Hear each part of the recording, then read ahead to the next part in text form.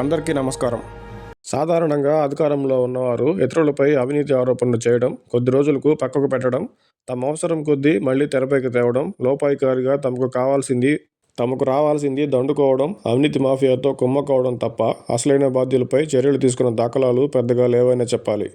అయితే పవన్ కళ్యాణ్ గారు సాధారణ రాజకీయ నాయకులకు పూర్తిగా భిన్నంగా ఆయన తలపెట్టిన ప్రతి కార్యం సఫలమయ్యేందుకు, ప్రజలకు మేలు జరిగేలా ప్రయత్నిస్తున్నారు. గత ఎన్నికల్లో వైసీపీ ఓటమి నుంచి అధికారంలోకి వచ్చాక పల్లె పండుగ కార్యక్రమం, తిరుమల లడ్డు కల్తీ అంశం, సోషల్ మీడియా కేటుగాళ్లను కట్టడి చేయడం, తాజాగా రేషన్ బియ్యం మాఫియా ఇలా తాను లక్ష్యంగా చేసుకున్న దాదాపు అన్ని అంశాలలో ఆయన ప్రత్యేక తీరును కనబరుస్తూ ఫలితం వచ్చేలా ప్రయత్నిస్తున్నారు. పవన్ కళ్యాణ్ గారు కాకినాడ పోర్టు కేంద్రంగా సముద్రం సాక్షిగా బియ్యం మాఫియాను, వేల కోట్ల అవినీతిని ప్రజల ముందు ఉంచడంతో కేంద్ర రాష్ట్ర ప్రభుత్వాలు ఖచ్చితంగా చర్యలు తీసుకోవాల్సిన పరిస్థితి వచ్చిందని చెప్పాలి.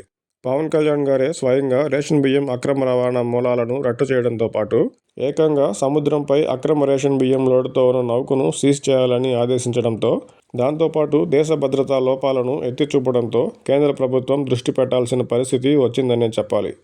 ఆంధ్రప్రదేశ్ కేంద్రంగా జరుగుతున్న రేషన్ బియ్యం మాఫియా ఇప్పుడు జాతీయాంశంగా మారడంతో పాటు కేంద్ర హోంశాఖ కాకినాడ పోర్టులో అక్రమ రేషన్ బియ్యంతో పాటు తీర ప్రాంత భద్రతపై దృష్టి పెట్టుతుందనడంలో సందేహం లేదు.